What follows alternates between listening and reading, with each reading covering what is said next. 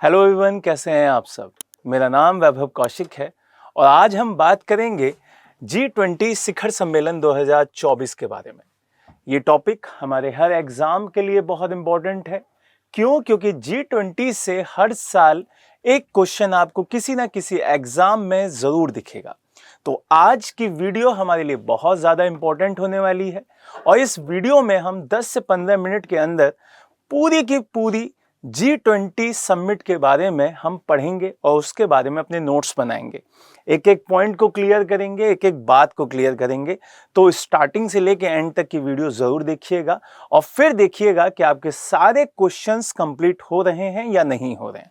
चलिए स्टार्ट करते हैं। G20 जो कि आपकी ब्राजील में हुई है और कौन से ईयर की है? ये 2024 की है। तो चलिए स्टार्ट करते हैं। पहला पॉइंट, G20 जो आपकी शिखर सम्मेलन है, जो समिट है, उसके बारे में कुछ बातें अगर की जाएं तो उसको सबसे पहले पता करना होगा ये कब हुआ है। तो आपको पता होना चाहिए कि ये 18 से लेकर 19 नवंबर 2024 में हुआ है। तो हाल ही की खबर है, तो आपके एग्जाम के लिए और ज्यादा इंपॉर्टेंट हो जाती है। 18 और 19 नवंबर को हुआ है। कहां पे हुआ है? तो ब्राजील वो देश है और ब्राजील के एक शहर में जिसका नाम है रियो डी जेनेरियो, ये यहां का एक शहर है, यहां की कैपिटल नहीं है। पहले ही बता रहा हूं, ब्राजील की कैपिटल रियो नहीं है। क्यों? क्योंकि ब्राजील की कैपिटल ब्राजीलिया है।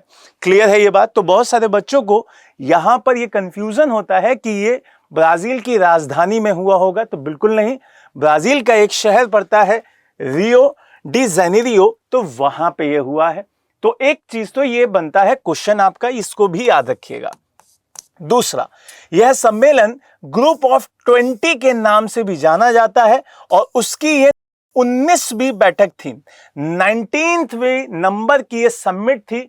तो ये भी आपसे पूछा जा सकता है कि ये कौन से नंबर की समिट थी। तो आंसर क्या होगा? आपका आंसर होगा 19वीं। दूसरा क्वेश्चन क्लियर हो गया यहां से।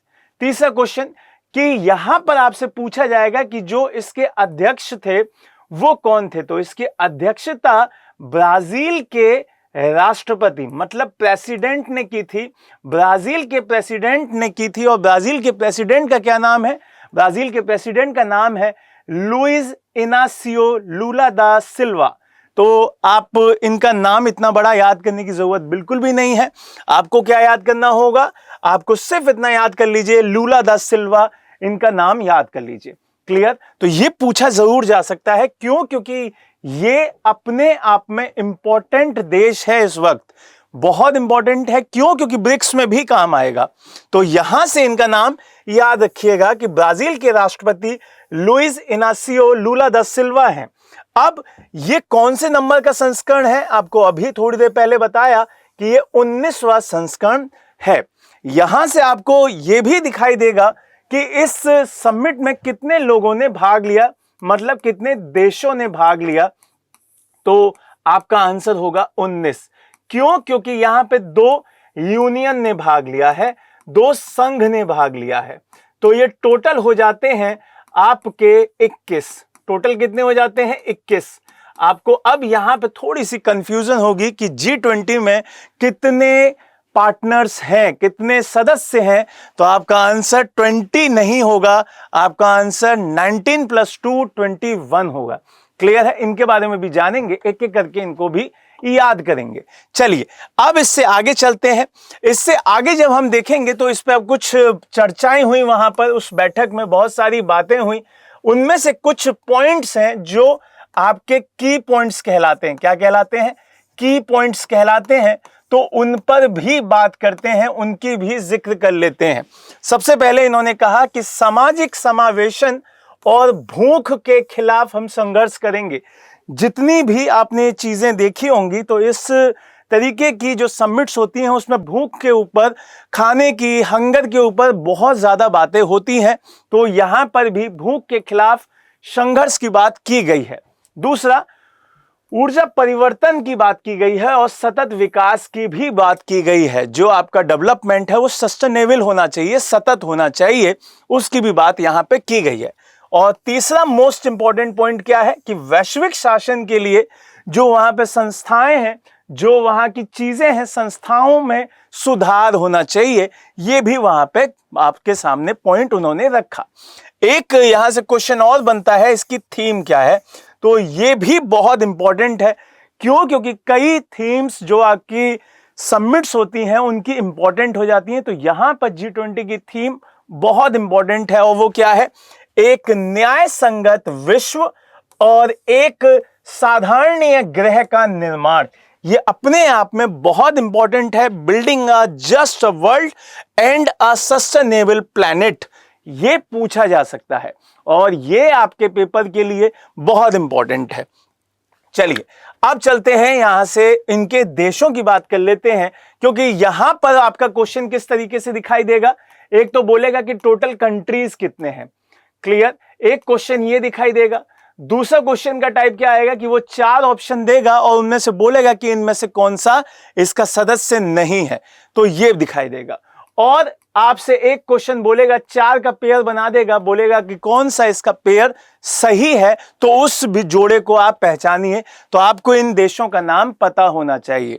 तो सबसे पहले आपको दिखाई देगा अर्जेंटीना। अर्जेंटीना कहां का देश है? साउथ अमेरिका का देश है अर्जेंटीना। फिर दूसरा ऑस्ट्रेलिया, ऑस्ट्रेलिया खुद एक देश है, तो आपको ये याद रखना है। फिर ब्राजील, ब्राजील फिर से हमारा साउथ अमेरिका का देश है। अर्जेंटीना कहां का है? साउथ अमेरिका का है। Canada, north America, north America. चीन, Asia. France, Europe. Germany, Europe. Bharat, Asia. Indonesia, Asia. Italy, Europe. Japan, Asia. Korea गणराज्य, एशिया। Mexico, north America. रूस, एशिया। Saudi Arab, Asia. दक्षिण अफ्रीका, अफ्रीका।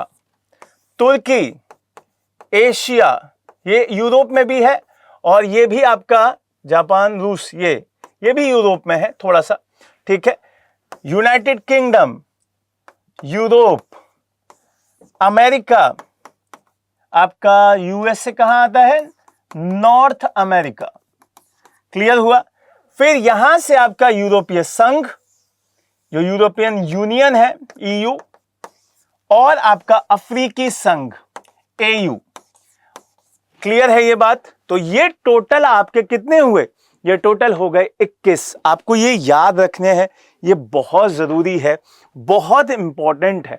अब आप क्या करेंगे, आप किस तरीके से इसको याद कर सकते हैं, ये भी बात याद कर लीजिए। देखिए, साउथ अमेरिका की अगर बात की जाए तो साउथ अमेरिका में एक अर्जेंटीना दिखाई देता है, एक आपका ब्राजील दिखाई देता है।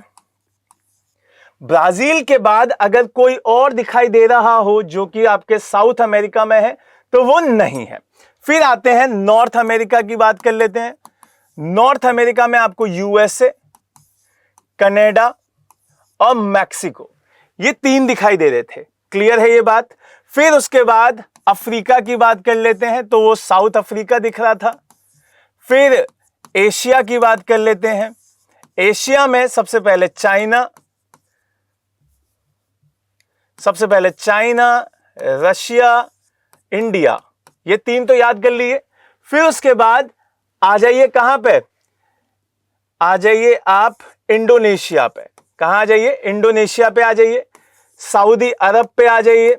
सऊदी अरब के बाद आप कहां जाइए? टर्की पे चले जाइए। टर्की के बाद आपको जापान याद रखना होगा, जापान को याद कीजिए। आप कोरिया के गणराज्य, रिपब्लिक, ये कोरिया कर लीजिए। और आप क्या याद कर सकते हैं, यहां से आपको और निकलेगा, ठीक है। बस ये देश हो गए। अब आइए कहां पे? यूरोप पर। यूरोप की बात की जाए तो यूरोप में आपका फ्रांस, आपका यूके, जर्मनी, क्लियर हुआ ये बात? France, Germany, Italy, clear. तो ये सारे के सारे आपके इंपॉर्टेंट देश हो चुके हैं, हमने कंप्लीट कर लिए। 1 2 3 4 5 6 7 8 9 10 11 12 13 14 15 16 17 18 18। एक और कोई रह गया है हमारा जो कि आपका कहां आता होगा, जो कि ऑस्ट्रेलिया। यस, ऑस्ट्रेलिया एक अलग है, तो ऑस्ट्रेलिया क्लियर हुआ। तो ये 19 हो चुके हैं और दो हमारे पास क्या है, दो हमारे पास यूनियंस हैं, एक अफ्रीकन यूनियन और एक यूरोपियन यूनियन। क्लियर है आप? तो ये सारे के सारे इस तरीके से भी आप मैपिंग कर सकते हैं और याद कर सकते हैं, इस तरीके से आपको आसानी होगी। क्लियर है? तो ये सारे देश जरूर पूछेगा, बहुत इंपॉर्टेंट है कि भाई साउथ अमेरिका में आपके दो हैं, एक आपका ए से, एक आपका बी से, अर्जेंटीना और ब्राजील। फिर उसके बाद नॉर्थ अमेरिका, यूएसए, कनाडा और आपका Mexico. Africa, south Africa.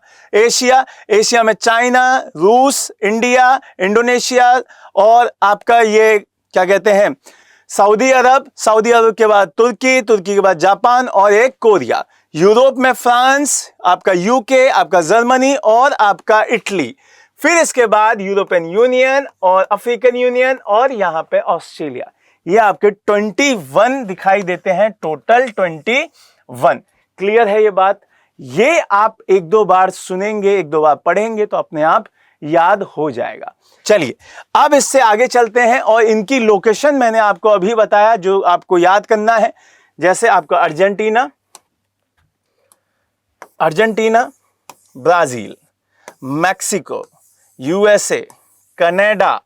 Clear हो रहा है ये बात? South Africa, Saudi Arab, India, China, Russia, Japan, Korea, Indonesia, Australia, ये सारे के सारे, तुर्की, जर्मनी, फ्रांस, यूके और ये सब चीज आपको याद रखनी है। ये इटली।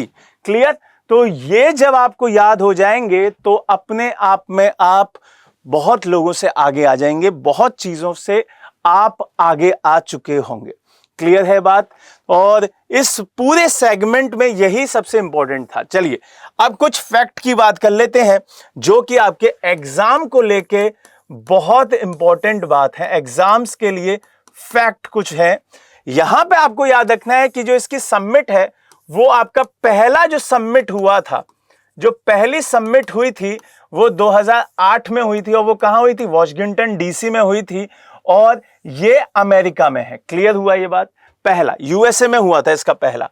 अभी जो वर्तमान में है करंट, अगर देखा जाए करंट सबमिट, वो कहां पे हुई है? वो 19वीं थी और इसका ब्राजील में हुई है और कहां पे? रियो में हुई है। तो ये भी आपसे पूछा जा सकता है। ये भी अपने आप में एक स्टैटिक का क्वेश्चन अब बन चुका है।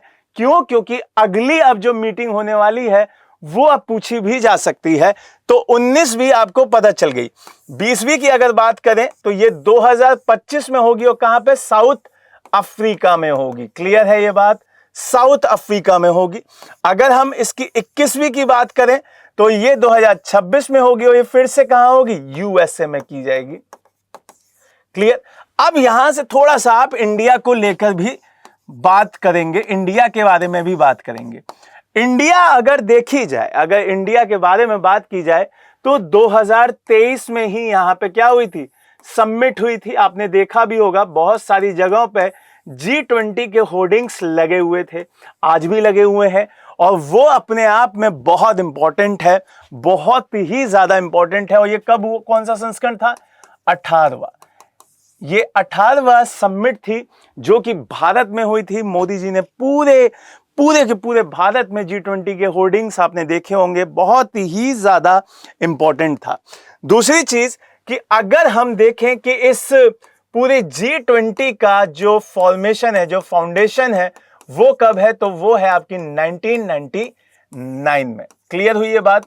तो फाउंडेशन ईयर इसका याद रखिएगा, बहुत इंपॉर्टेंट है। फाउंडेशन ईयर 1999 में G20 की स्थापना हुई थी। ये चीज आपको ध्यान रखनी है। अब एक क्वेश्चन आप सभी के लिए कि अब यहां तक मैंने पढ़ा दिया, अब आपको बताना है कि भारत ने G20 की जो सबमिट की थी उसकी थीम क्या थी। इसका कमेंट बॉक्स में मुझे आंसर दीजिएगा कि जब भारत में 18वीं सबमिट हो रही थी तो भारत की तरफ से G20 की जो थीम रखी गई थी वो क्या रखी गई थी, उम्मीद है कि ये वीडियो आपके बहुत काम आएगी, आपके एग्जाम्स में यहाँ से काफ़ी कुछ आपको मिलेगा। जय हिंद, जय भारत।